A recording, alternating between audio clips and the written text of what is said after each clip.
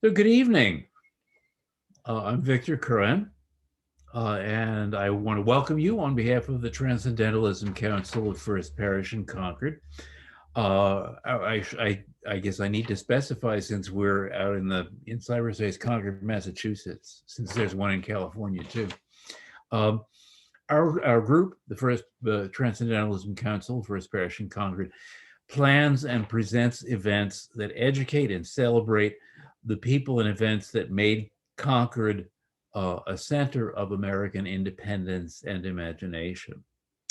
And to tell us something pretty important that happened, at least in part, at First Parish in 1774, we are happy to welcome Ray Raphael, a scholar of American history whose specialty is the role that ordinary men and women played in the founding of the United States. He's the author of more than 20 books, including A People's History of the American Revolution, How Common People Shaped the Fight for American Independence. Howard Zinn called that the best single volume history of the revolution I have read.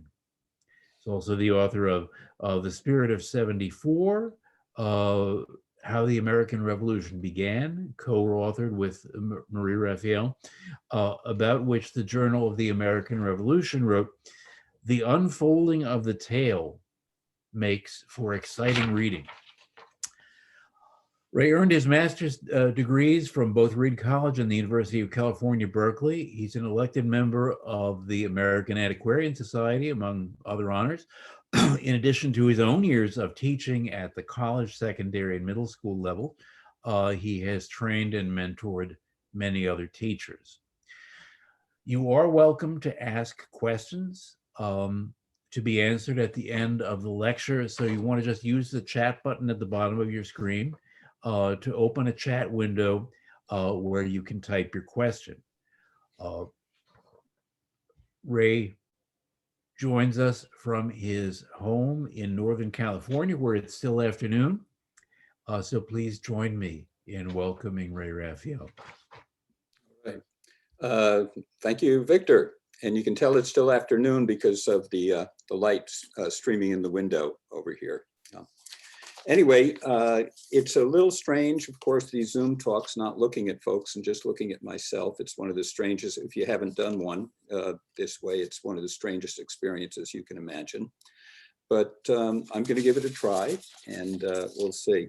I want to open with talking about a few words about my historical method. I've come to believe, I have a kind of a mantra. In real estate, you know, the word is location, location, location. That's everything. And in history, it's context, context, context. Without context, you don't know nothing. The other thing, going along with that, part of context, it's you're at a particular time and place, and the time is critical, the exact time. Imagine if you're doing some research on attitudes of Americans towards Muslims in the early 21st century. It makes a big difference whether you're interviewing somebody on September 10th, 2001 or September 12th, 2001. You better know which. That's how important chronology is. So you always have to make I pay very strict attention to that. And the third component to my basic method is history is a sum of personal and group choices made. At any given moment in that circumstance, people have various options open to them. Which ones are open to them and which do they choose?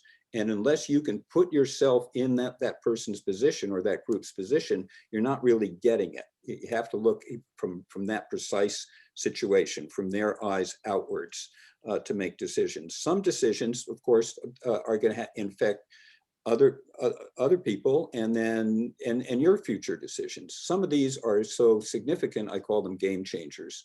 And I'm going to be pointing to a few game changers here. One other thing that I'm going to be mentioning here later in a general way is infrastructures, political infrastructures. So keep your ears out for that. Okay, so now to start, it's probably no surprise to Concord people that I would title my talk, No Surprise in Concord. People knew it was coming. locals, you've probably discussed this before. But what I want to do is I want to put that in context. Like, why was it no surprise to the people in Concord that what was going to happen on April 19th did happen on April 19th? And basically, I want you to feel their anticipation and their preparations for that event.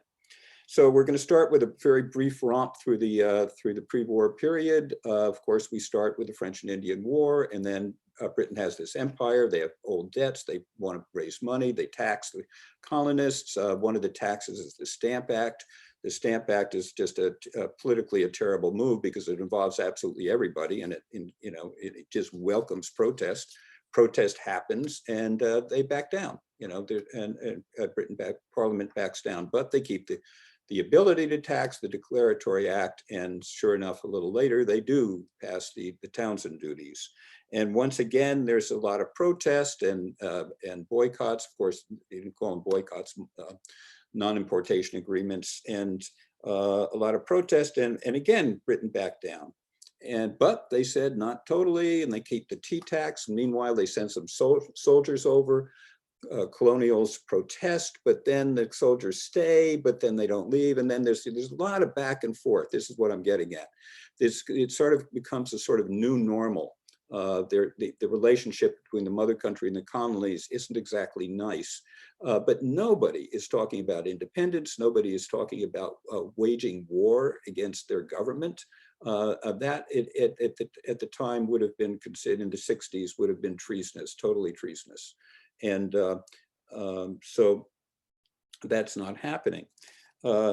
Anyway, we move onwards, and there's this back and forth is going on. In 1772 in Massachusetts, the Crown decides that the judges are going to be paid for by the Crown and not by the colonists, and that really triggers a little nerve here. And some patriot activists, people who have been involved in the we'll call it the movement,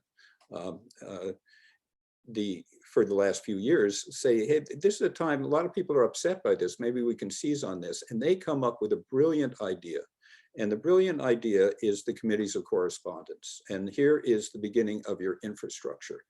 They had, in the 60s, there were committees of correspondence, but they were kind of very ad hoc affairs. And then they'd come and then they'd go, and they didn't really, there was no really thrust to them, continuity to them.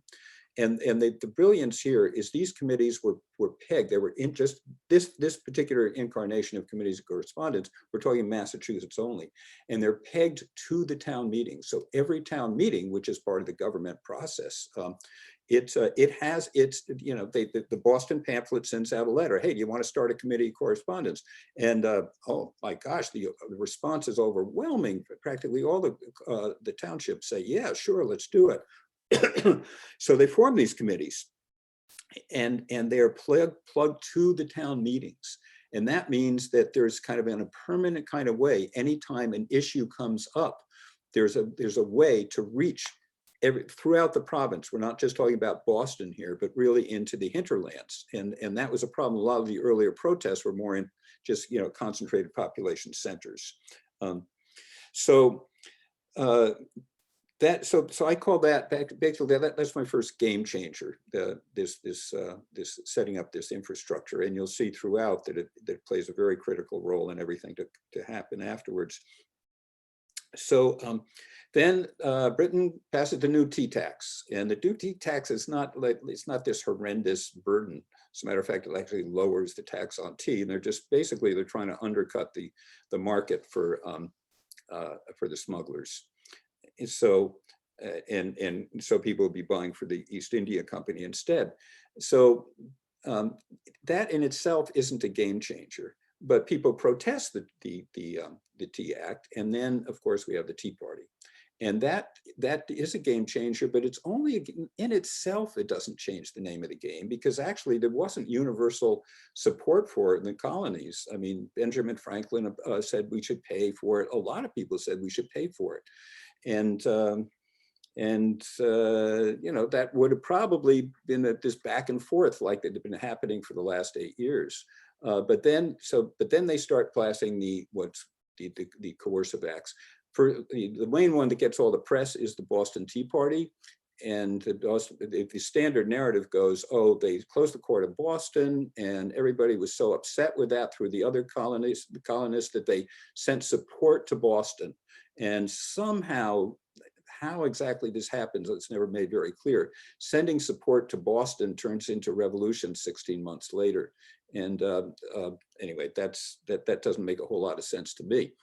And in fact, it didn't really change the name of the game, even in the town meetings. In Worcester, which I did my really in-depth research for this in Worcester, and in Worcester in the town meeting, after the Tea Party and the tea tax and the Tea Party, there's the committee's committee correspondence puts forth a very kind of a pro-radical statement, and they debate it, and they win, but they win narrowly, and they're still electing John Chandler, the kind of the big henchman from there. He's still the head of the lot there. So it's very kind of like evenly split between these factions, probably maybe 55-45. Between what we call patriots and Tories. I don't like the name nomenclature, but that's problematic. But then comes the big game changer, the Massachusetts Government Act. And suddenly they disenfranchise the people of Massachusetts. I mean, just in one fell swoop. They undermined pretty much the guts of the 1691 charter.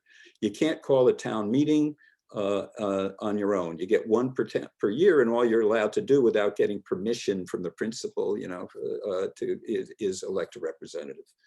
And so you can't call a town meeting. The councilors are no longer appointed by the old chosen by the old councilor, by the old council and the assembly. They're just appointed by the crown. So you got no control over them. And then the crown and the governor has total control over all the office holders, the judgeships and all of that. So we're talking total disenfranchisement. Now, if you want to really piss people off, just try yanking away their constitution. So suddenly, instead of kind of like 55-45, you got more like a 90-10 split. I mean, people said there's no way. It undercuts the whole position of what they call the government men. How are you going to support a government that disenfranchises you?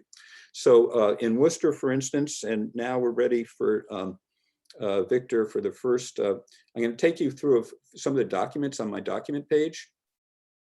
And so hold up the document page there. All right, that's coming right up. Yeah. Mm-hmm. Okay. And here we go. Okay. So there's several. This is you see my homepage there. I mean, this is my website, rayraphael.com. And the second on the menu left is documents. So you click there. And now Victor's going to click on the ink page. All right. Okay. And okay, so here's what happened. Remember I said the government men were outvoted narrowly in one of those votes in Worcester. So they wrote a rebuttal to it. They wrote a rebuttal to it, and they got the son of John Chandler, Clark Chandler, who was the city clerk, to enter it in the book, as a part of the record. But after the Government Act, the Patriots were so pissed off, and there were so overwhelmingly many of them, that they said, okay, on the next town meeting, we're going to just obliterate that. So what they do is they have Clark Chandler cross out the whole thing, and then that's not enough. So they take his hand and they dip it in ink, and you'll see those marks. They're forced marks. They make Clark Chandler smudge it out. The whole thing. And then one by one, if you scroll down to the next one, Victor, just scroll down to the next image on that page, one by one, they come out and cross out their names. And so this is the kind of power that suddenly, that's in the hands of the people. And these were all the leading people in Worcester, just a few years prior to that. anyway, that basically, that's how totally things were changed. And so the opposition just mounts, and they said, there's no way that we're going to allow this government act to take effect. And they kept meeting in their town meetings. They paid no attention at all. As one person said, the Massachusetts Government Act was reduced to a piece of paper, no more, and nothing more. And so they meet in their town meetings, and then they intimidate all the mandamus councilors, 36 of them, and every one of them has to either resign or they have to retreat to Boston, which is the only safe place because it's protected by British troops. And then most significantly, they decide they're going to close the courts down. And the courts, of course, are the quarterly sessions of the courts are the farthest outpost of imperial authority, of British authority. So there's nothing's going to happen under the new acts. This is just, the order is just determined by the pre-existing schedule for the courts. And the first one after the act was signed was in Berkshire County, and in Great Barrington. They closed that down. The next one's in Springfield. They shut that down. And then the next one is scheduled for Worcester. And this is a key one because Worcester, the geography, we're getting closer and closer to Boston, and Governor Gage says, okay, I'm going to hold the line in Worcester and I'm going to send troops there. So this panics the people in Worcester, and they say, oh, well, we don't want to face these guys alone. We've got to get support. So their committees of correspondence, and remember this is the infrastructure that's set up, they write to Boston Committee of Correspondence, and they say, how about we have a multi-county meeting to start discussing a coordinated effort. So they get together, and with the Middlesex and Essex and Suffolk and Worcester County, kind of the big populous eastern counties, they have a meeting in late August and saying, okay, we're going to coordinate our groups here, and we're going to call, and we're going to form, we're making a call for a provincial Congress, and that provincial Congress is going to meet, guess where? In Concord. So that's the background. Now, why they chose Concord, we can talk about that maybe in the chat group. I find it kind of interesting. Might have something to do with why a lot of people live in Concord, just the right distance from Boston without being too close to Boston, something like that. But anyway, so the provincial Congress is called for Concord, and then okay, now.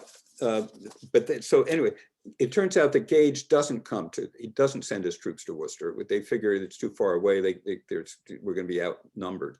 So Victor, you want to call up the next page, the numbers page from the Parkman diary there? Okay, so in Worcester on September 6th, some of you probably heard this story a bunch of times, half the adult male population of the entire Worcester County, 4,000. Now you see it at the bottom says 4,722. It's actually 4,000. If you add those up, it's 4,622 militiamen show up. And these are armed, these are militia. They were armed until they were told they didn't need it because they weren't. And so some of them left their arms at the county, at the city line there. They didn't bring them in. But basically they show up and force all the court officials to resign. And this comes from a diary in the American Antiquarian Society and from Ebenezer Parkman's diary, and his son Breck took a head count. Not totally accurate, sees a few numbered, rounded off numbers, but you get the idea. And by my calculations, that's half the adult male population. So you get this sense of the scope of this thing. In Plymouth, people were so stoked up about after closing their court, they went over and they gathered around Plymouth Rock and they said, let's lift it up and take it to the courthouse. And of course they tried to do it and couldn't. And this comes from John Andrews' diary. He said, and finding it to weigh 10 tons at least, they left it where it was. And then of course, the same thing is happening in Middlesex County. They closed the court there. So the courts are closed everywhere. Okay, now in Middlesex County, they, in preparation for their event, see, all these court closures, they're organized by the committees of correspondence. So the Middlesex County Committee of Correspondence with all the Middlesex towns, they get together to plan their September 13th event. And in so doing, they write a set of resolves. And these resolves basically just, you know, trash talk the government act and say all the reasons why they're doing it. And if we obey this, we're going to be reduced to abject slavery. And it's a very forceful piece. Very similar, the Middlesex County resolve, very similar to the Suffolk County resolves, which were a week later, right? So now why does the Suffolk County resolves get all the press and not the Middlesex or the Worcester? Well, the Suffolk County resolves, they were sent, you know, via Paul Revere to the Continental Congress, which was just at that moment meeting in the very early stages, meeting in Philadelphia. And the Suffolk County, and they say, okay, what are you going to do? All of Massachusetts is in state of rebellion. Here's what we're facing. You know, are you going to support us or not? And that proves a huge game changer in that Congress, because it really undercuts the moderates' position, which they were saying, like, you know, Galloway plan, just saying, oh, let's just have a parliament here and parliament there, and they both have to agree. But after one colony is basically an outright of rebellion, that's not really going to work. So the Continental Congress says, okay, we'll support the people of Massachusetts through the Suffolk resolves, but only if they stay on the defensive, and that's the key. Now, back in Massachusetts, not everybody wanted to stay on the defensive. As a matter of fact, it was huge, particularly in the western areas, in the more rural areas. Say, let's march on a huge force. Let's march on Boston before they can get more troops. We can just take them down now. Our numbers are so overwhelming. Let's just finish this thing and get rid of them. Okay, but if they do that, are other colonies going to help them along? So they're getting word back as Samuel Adams, the great radical Samuel Adams, is writing back in John Adams to his people in Boston, said, please slow these people down, slow these people down. If you guys start the war now, nobody's going to stand with you and we're just going to fall apart, you know? So, so when the Provincial Congress does meet finally in early October in Concord, in you know, you're right in the centerpiece of it, right there at First Parish. When it does meet, that's the big deal. Are they going to go and march on Boston, or are they going to not do that? Well, if they don't do that, everybody knows Britain's not just going to like give up a colony. You know, they're going to do something about it. Well, what are they going to do? Well, they're going to send more troops. What are they going to do with those troops? Well, they're going to try to take back the colony that they already have. Okay, so what are we going to do? Well, we have to prepare. Okay, so Victor, you want to get up that next? Let's see, we're down to the proceedings of the county conventions.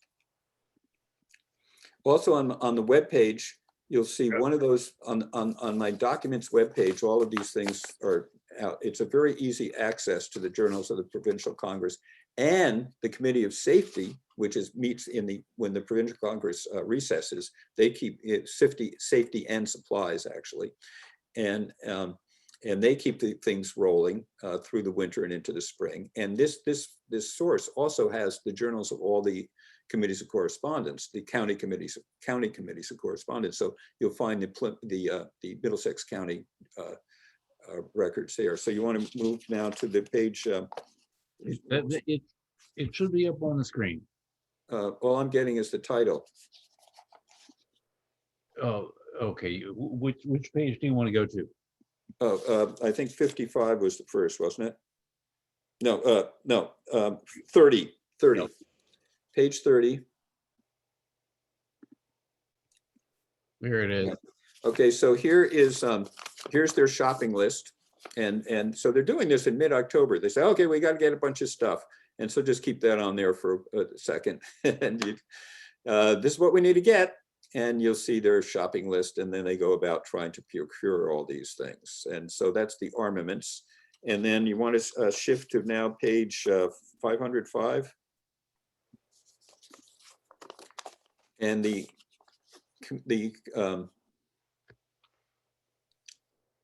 oh yeah, here, that's perfect. So now we're on to the committees of safety and supplies, and they say, okay, it's not just the armaments, we got to have an army. And so you see, this is what they're ordering in November, and this shopping list is going to be increasing and increasing of all the kinds of food they get. And in these journals, it's fun because they get right down to how many canteens and everything they need. So that really makes great reading if you're into this stuff. So that's how prepared they are, and they're getting prepared. They say we need an army of 15,000. That's how many people we're going to need to defend ourselves. So they know that nothing's going to happen in the winter. That's just the way things worked back then. You don't have these offensive campaigns in the middle of winter. Particularly, the British aren't going to come out into the countryside in the middle of winter. Where are they going to get their supplies and all this kind of stuff when they know they are this outnumbered? But nor are they going to just let it be. So come spring, they know something's going to happen. Okay, so the question is, what's exactly when it's going to happen and where is it going to happen? Okay, now the where it's going to happen, that's what Gage is wondering. What am I going to do? What am I going to do here? Well, the patriots, I just don't like the term patriots because everybody wants patriots. We'll call them the activists. And at this point, I think you can call them the rebels. I hate using that term for the earlier stages because they weren't really rebels. They were just doing political acts. But here they are, I'll call them the revolutionaries. Yeah, that's what we'll call them, the revolutionaries. So at this point, the revolutionaries say, okay, where are we going to store these things? You know, we're collecting these, and they basically say we're going to have two different places. Worcester, which is farther from Boston, a little bit safer, is they can actually have a little more than half of it. But we also want things more ready at hand towards Boston, and they've been meeting in Concord. Although they did, the general, I guess you guys know this, they had to, they had to recess and move over to Cambridge in the fall. I think that's because there's so many people. It's a question that I've always had, and maybe one of you folks can answer it now today. They moved it closer to Boston for a while, but then when they meet again in the following when they resume in March, they're back in Concord. So anyway, they want them in these two locations, and so they're figuring, okay, Gage is going to know this, which he does. And of course, now we know one reason why he knows everything is because of Benjamin Church. But so Gage sends out spies. Okay, what's the best place to go? And the story about the spies going out to Worcester is just hysterical. And they get discovered right away, and everybody knows what's happening. And they come back and they tell Gage, this really isn't going to work. I mean, the terrain is terrible. The people are all armed, and you're never going. You're going to get. It's not going to work. So anyway, so he sends another group out to Concord, and that looks more promising. There's a few cannons up in Salem. You probably know the story of that, how they go after those cannons, and even that didn't work. So pretty much everybody by this time is pretty clear it's going to be Concord. When I say everybody, I mean the British have settled, and the revolutionaries have figured it out. So they continue arming, and then come spring, and sure enough, in March, we get this series of people that say, okay, something's going to happen real soon. Wait, let me just get the quick chronology here. Nice little list of. Okay, so now we're in late. So mid-March, March 14th, the Provincial Congress, I can't remember whether it's the Provincial Congress or the Committees of Safety and Supply, but they order a nightly watch, 2 people each, in Charleston, Cambridge, and Roxbury. They have to keep an eye on the British soldiers every night, starting March 14th. That's when they start to get worried. In March 27th, some troops move into the countryside, and the alarms go to Concord, but false alarm. 3 days later, another movement of troops outside. Paul Revere carries the word to Concord. Whoop, false alarm. Okay. In April 3rd, Concord here, the people of Concord hear that the troops are on their way to Boston and will arrive shortly. And of course, that's the signal for everywhere. And that word goes out absolutely everywhere across New England. Within 2 days, everyone in New England knows that the troops are on their way and something's going to happen soon. So on April 7th, Revere rides again to Concord. We get another false alarm. So you get the idea that people are pretty prepped at this point, and it's just a question of when. On April 8th, the Provincial Congress calls for, they say, okay, we're not going to do this alone. We're going to need more than just us. So they put out the call to New England, for New England Army, to Rhode Island, Connecticut, and New Hampshire, and say, okay, please join us in this. And they proceed to organize that New England Army. You know, what's the structure, who the officer is going to be, what are the rules going to be? They're organizing this army, and that, you know, that's how ready they are. April 16th, Revere rides out to Lexington and Cambridge and Charleston to sort of fine tune the network, and that's where the whole lanterns get set up. In that little scheme. Of course, Lexington is doing that because of Adams and Hancock. Now, it is true that Adams and Hancock are there in nearby Lexington, and it's also true that the British Army knows that the supplies are in Concord, and he knows the Provincial Congress is in Concord, but it's really the supplies that's the big deal. I mean, that's what they want to do. They wanted to basically disarm these people. And so, of course, the people in Concord know this too, and they go into a kind of a frenzy, and they say, now, what do we do? So in March, they said, let's send all the cannons to Leicester. Is that how you say Leicester in Worcester, Canada? And do you still want the document up, or do you want you want to take the screen? Oh, you can have me up. That's again. But I actually, you know, people have probably read this by now. But I liked having them up so people can, you know, I mean, I like all the particulars, you know, the granular word of history there. So they sent the cannons out to Leicester, and then they said, oh, wait a second, we're going to need them to defend ourselves. So then they send them back. And then if you read through these journals there's a brief recess of the Provincial Congress, but they've set everything in motion, and everything's in the hands of the Committees of Safety and Supplies now. And they're going nuts on April 17th and 18th. Moving everything from town to town, and you know, like we can't centralize this, because you know, what if they make it and grab all our stash? So if you go into onto my website and go to the journals go into the journals there, and then read the April 17th and 18th minutes or journals of the Committees of Safety or Supplies. It's just hysterical seeing them moving every which way.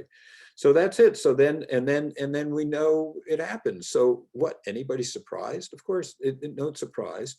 And why this is so important, this no surprise, is because this, you know, it's sort of the way it's treated is kind of like this one-off thing where, you know, the Britain goes there and Revere goes to warn them, and then there's that. It just undercuts everything that how thoroughly the people in Massachusetts were ready for war. And the war did start, and the Massachusetts Army had evolved quickly into the New England Army. And the war was between New England and Britain. New England and Britain. And only later, a few weeks later, did the rest of the colonies come on board. And so this whole story, I think, turns, people sometimes ask, well, when did the Massachusetts Revolution that I've written so much about join the American Revolution? And that ain't it. The American Revolution, it evolved into the American Revolution. And if there's any joining to be done, the other colonies joined Massachusetts. And that's kind of what I like about this is it's real. It's like you can feel people on the individual level, I mean, being that upset by having their constitution taken away, and that how that really creates this greater reality, which is we need something more than just protest. We need significant change and basically our own country. So that's my piece here, and I'd love to involve and engage here with other folks. Thank you very much, Ray. We do have a question in the chat from a viewer whose husband is related to Samuel Whitney, the muster master of the Concord Minutemen and a member of the Provincial Congress. And she was wondering whether you had any information to share about him. No, the truth is that I'm not actually kind of a local historian without the kind of personal knowledge. I am actually a local historian for California, but not for here. So in my research, when we get down to that kind of personal level, basically like when Marie and I, I wrote 2 books on it, the First American Revolution, and then Marie and I combined, we said we really need to contextualize this story, which is sort of what I've been doing here. And we need to tell it again. And those are the kinds of questions that I asked people in Concord about and had various informants that are credited in that book, but I'm afraid I can't help you with that. Okay, thank you, Ray. We have another question. How do you explain the persistence of the innocent colonists myth? Did we come to believe our own propaganda? Wait, can you elaborate? Let's see. Can a person elaborate on that? Let me see. I've got to find this part. Here we go. Okay, Jane, you can talk now. Oh, Jane, nice. Okay. Hi. Yeah, I just it just seems to me that even growing up in Lexington, I was taught that the colonists were basically, caught unprepared, and except for Paul Revere's ride, we had no idea that this was going to happen, and that we were all innocent, basically country rubes. And I just wonder, since there was the documentation of the preparedness, how do you explain how that myth of us being so innocent as colonists, why did that have such traction for so many, decades, even centuries? Well, remember, that's a great question. Fantastic. Remember the basic politics of the matter, that the rest of the colony says, don't start a war. Don't start a war. We can't stand behind you if you do. Basically, the way you get support is like, it wasn't, what happens if two kids on the playground are fighting and you try to break it up? What's the first thing? He started it, right? He started it. The other guy started it. And that's sort of what was happening, is that if you look at the whole dispute about who fired the first shot, like this one shot, right? And that was sort of like the whole thing about who started it was boiled down to that. And the innocence, the innocence is kind of the full expression of that. We were just minding our own business when these redcoats came by and tried to do us in, and that's kind of easier to understand than all this other stuff. And it's just like if we already had an army, you just can't. And you look at the propaganda. Actually, you just look at what the Continental Congress prepared after that. And it was all about how we are, we didn't fire the first shot, and they came and did this to us. It was all about placing blame as the other guy as the aggressor. If you want to get support, you'd say the other guy started it, he's the aggressor. So it works well on a very primitive level, and it's absolutely false. So Doolittle's engraving of the Lexington fight bears a striking resemblance to Revere's engraving of the Boston Massacre. I think Doolittle was trying to make Lexington look like a massacre. That's it. There you go. Right, right, right. Yeah, that's a great analogy, and a great visual, two visual examples of that mentality. Well, thank you, Ray. Here's another question. Do you have any information about the Wright Tavern and its role in the provincial Congress, rather, or the Patriots' Day events? No, I defer to Mel Bernstein on that, and then the folks who are working on the Wright's Tavern. Actually, this is from somebody at First Parish who is working on the Wright's Tavern. Oh, well, that I can't add anything to it. I'm sorry. Again, I'm just not. I do feel a little bit as an intruder coming to Massachusetts. I'm not exactly a tourist, because I've spent, lots of time in the archives and so on. But I don't have the personal knowledge. For instance, I don't have a lot of folks there. There's just stuff you get, by being in a physical environment and having lineage sometimes to these folks. And those direct connections, and I don't have that. On the other hand, one thing that I do have is coming from the outside is I can give a perspective on it. Sometimes give more perspective on it than you can see from inside. Thank you, Ray. Next question. Could you elaborate on the spies on each side prior to the war starting? How did they spy? What were the consequences of being caught? Wait, say that again? Could you elaborate on the spies on each side prior to the war starting? How did they spy? And what were the consequences of being caught if you were a spy? Well, I can't answer the second one, but and I don't have a lot of information on the first, except for the two spy expeditions that I referred to, the ones going out to Worcester and Concord, which are basically, a couple of soldiers go out and they try to pretend they're country bumpkins, and their demeanor, it doesn't come over. I mean, they both both groups get discovered pretty early on by just normal people places where they're staying, and it's hard to they couldn't cover up their they didn't blend, as tried as they might, they weren't able to blend. So again, I'm afraid I can't comment in any great detail than referring you to those stories, which are very fun in their own right, and the references to those that you can find in my books.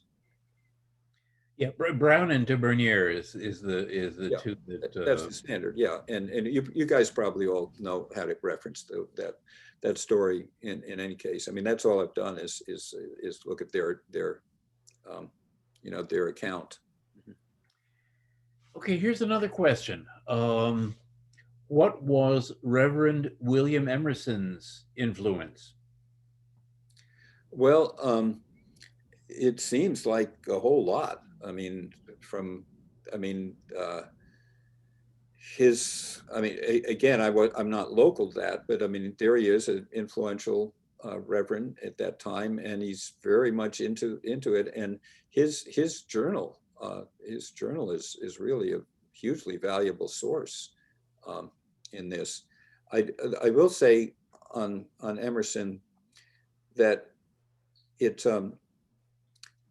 I don't like the cheapening of his response.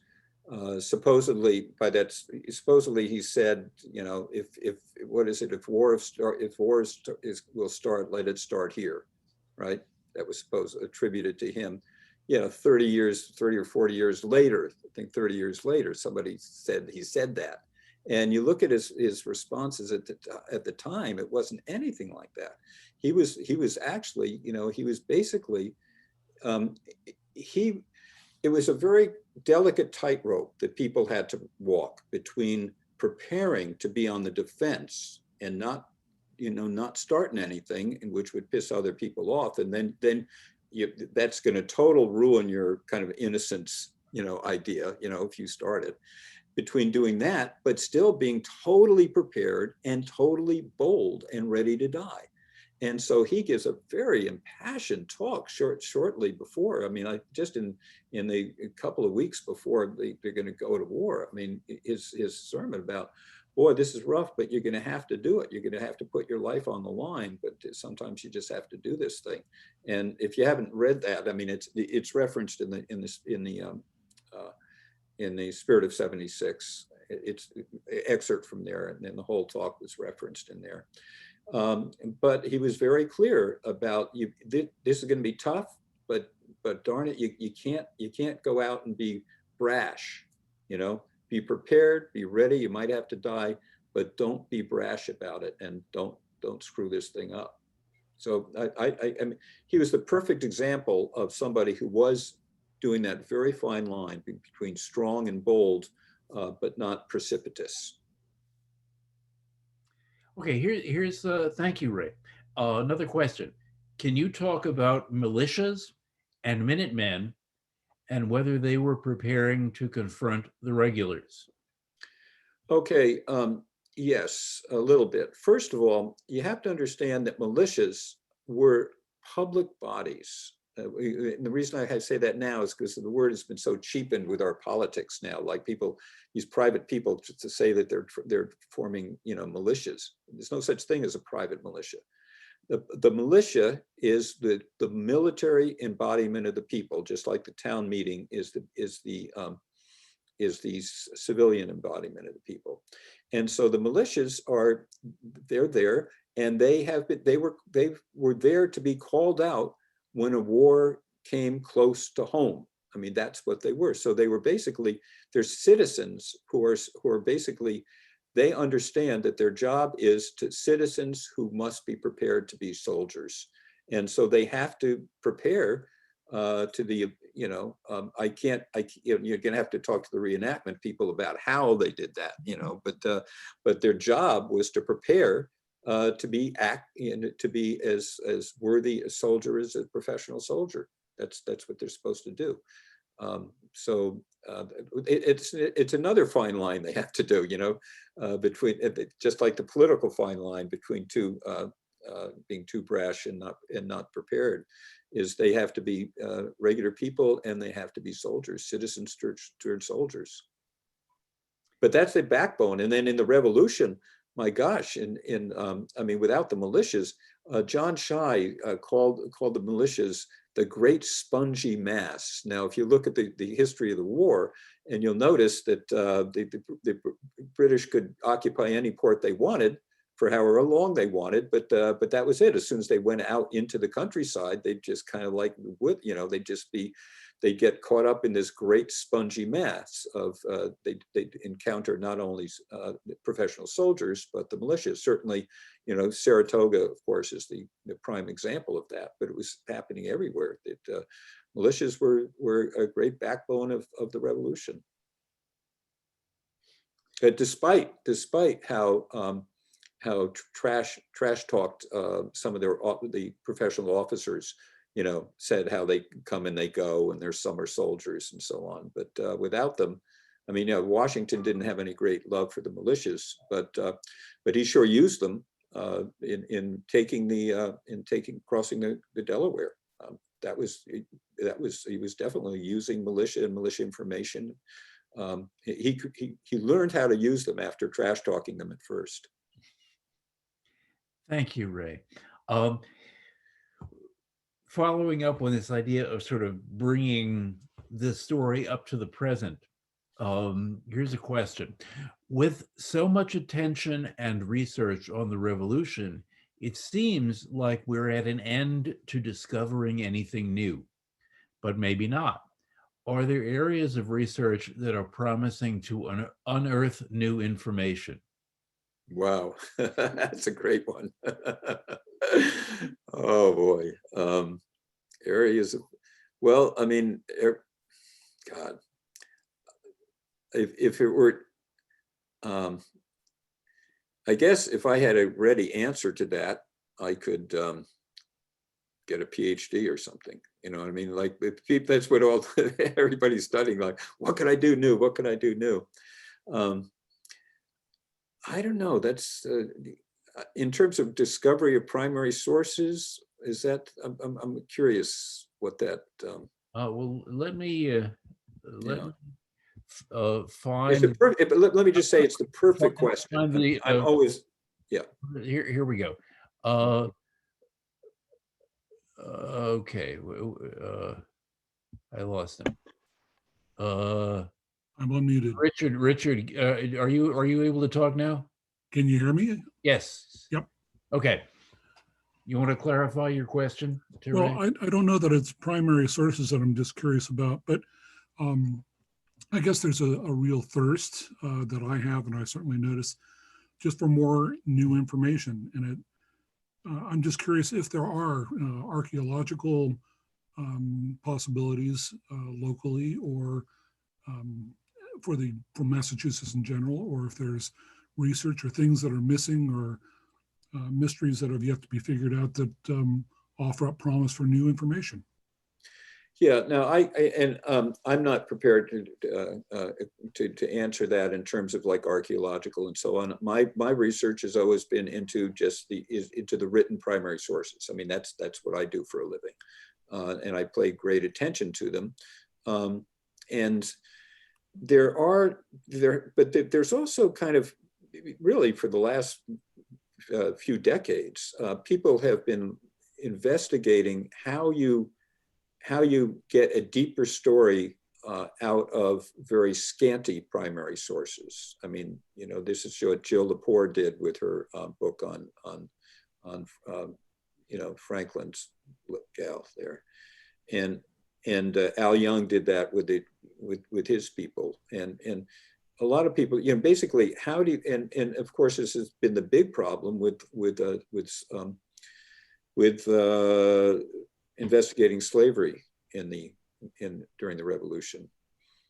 I confronted it when I wrote the book Founders, and I wanted to include, I based it, I said, we need a personal approach. I want a full narrative, but from, because everybody was into the big founder chic biographies. And I said, we need biographies from a lot of people. So I wanted 7 representative characters throughout and I could kind of follow their lives. And I did use Timothy Bigelow, a blacksmith from Worcester, but I could not find a single enslaved African-American who with a written longitudinal presence through the Revolutionary era.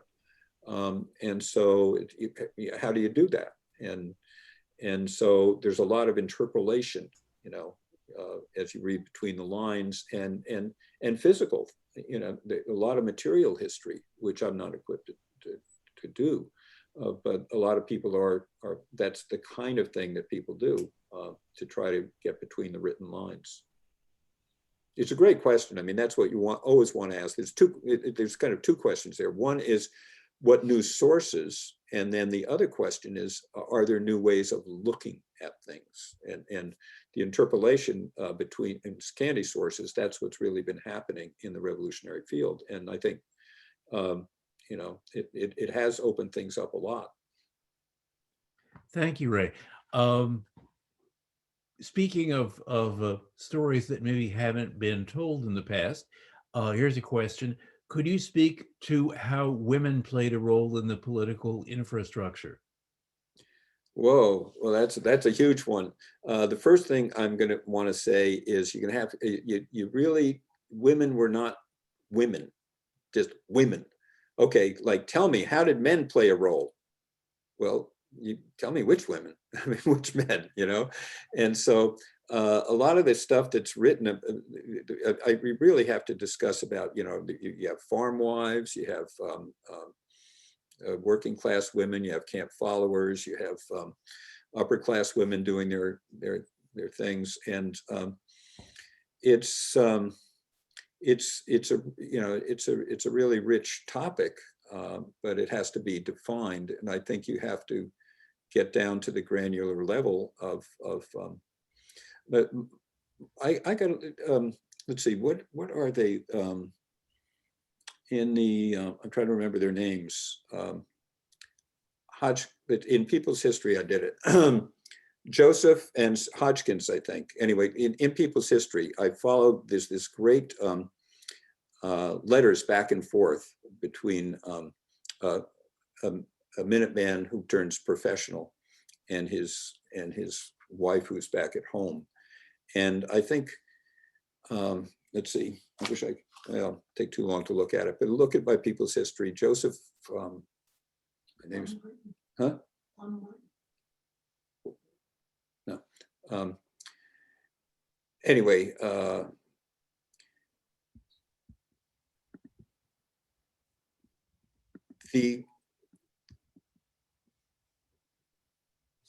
just trying to, I got so stuck on trying to remember this person's name. Which women is the big thing. And a lot of the early stuff, the early research on women, the Norton book and they focused a lot on the upper class women. And I prefer to focus more on the farm women and the lower class women. Just because there's more of them, and the roles are more every day, but they're real. I mean, this couple that I can't remember the names of, but again, they're featured prominently in my People's History book, if you have that. The back and forth, like what does a woman do when the guy's off and now she has to run the place on her own? And how that affected their relationship was huge, because then he'd come home and she said, okay, well, you're home now, you're going to stay. And then he winds up going off again. And she gets more and more pissed off about his going off, you know. The classic case of that is the marble, by the way, about misjudging the women thing. The Marblehead woman. I don't know if you know the Marblehead woman. She's a little etching of a woman in Marblehead, and she's bearing an arms. And so she's used in textbooks as an image to show that women fought too in the Revolution. And that etching was used as to accompany an anti-war poem, and saying basically where the woman was saying, you guys are just screwing everything up with all this war stuff. And that image of the woman with a bayonet or whatever she was holding there was used as women fought too, just like men in the Revolution. So you really have to get a lot more than just say, oh, women did what men did. You know, the Molly Pitcher myth, women handled, you know, went and fired the cannon. Or they did the women's role of carrying the water in their dainty pitchers instead of big buckets. The women's stuff, the field is rich. It has to be treated very with granular detail and I think everyday detail. There's a Concord story of Reverend William Emerson's wife, who was caught in a very awkward position because her husband was the Patriot preacher and her brother, Daniel Bliss, was a prominent loyalist in Concord. So she had a difficult position to be in. Well, I thank you for your lecture and for all your thoughtful answers to our questions.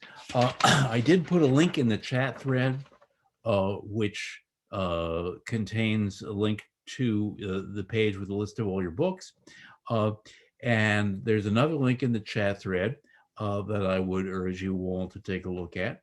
And that is the next event of the Transcendentalism Council on April 6th, when Shelley Hawkes and Rich Higgins will be presenting Hawthorne and Thoreau, Paths to Preservation in the Woods.